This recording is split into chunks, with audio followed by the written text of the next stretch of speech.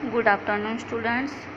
Now I am going to teach this chapter 1.3, The Wild Boar and the Fox. One day a wild boar was sharpening his tusks against the bark of tree. एक दिन ये जो wild boar है, जंगली सुअर है, ये अपने पेड़ के जड़ में अपने नोकीले दांतों को धार दे रहा था, उसकी नोक बना रहा था। टक्स यानी दांतों को नोक बना रहा था। He was doing it very carefully, वो ये काम जो है बहुत ध्यान से कर रहा था।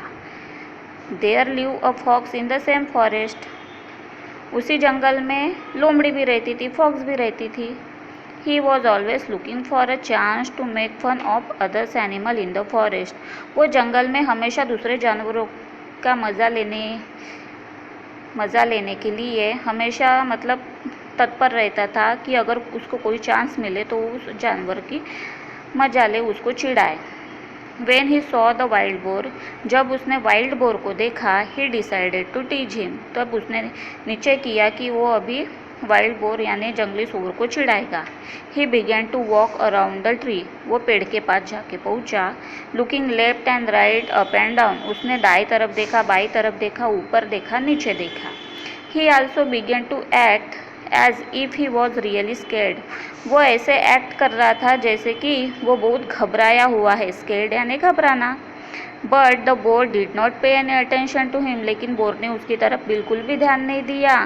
He kept right on with his work, वो अपने काम में लगा हुआ था, उसने लोमड़ी की तरफ बिल्कुल भी ध्यान नहीं दिया।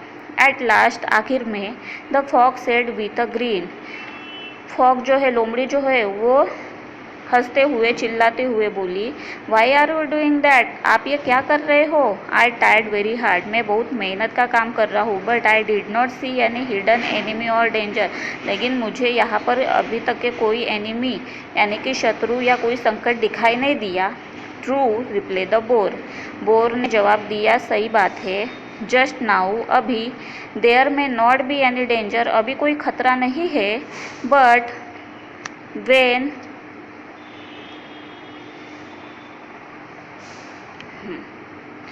अभी कोई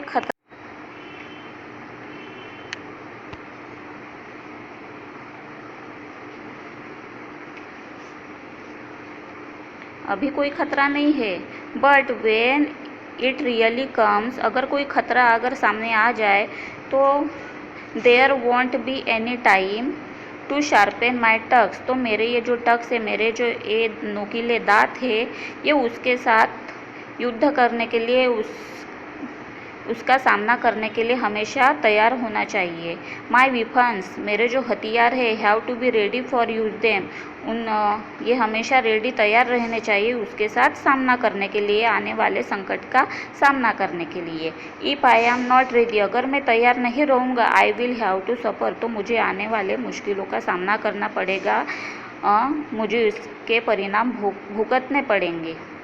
this story tell us that, ये जो हमने स्टोरी अभी पढ़ी थी, the wild boar and the fox, it is best to be prepared, ये हमें हमेशा आने वाले खतरों का सामना करने से पहले ही हमको रेडी रहने के लिए बोलते हैं, या फिर आने वाले खतरों का सामना करने से पहले आपको हमेशा रेडी रहना पड़ेगा, मतलब तैयार रहना पड़ेगा। Don't leave things to be done at the last time, और आखिरी वक्त में आप लोग उससे भागने की कोशिश मत करो, पहले से ही उस काम के लिए पहले से ही रेडी हो जाओ। जैसे कि देखो कि अभी हम लोग धीरे धीरे पढ़ाई कर रहे हैं, अभी से पढ़ाई करेंगे तो आगे जाके अपने को आसानी होगी। अगर अभी से पढ़ाई नहीं की तो फिर आने वाला जो समय है उसमें हमें फिर उसके नतीजे भुगतने पड़ेंगे। ये स्टोरी का ये जो मोरल है वो यही है कि that it is best to be prepare, हमेशा तैयार होना चाहिए, प्रिपेयर होना चाहिए। Don't leave things to be done at the last time, और आखिरी समय में इस काम के लिए भागना नहीं चाहिए, वो काम पूरा करके ही लौटना चाहिए।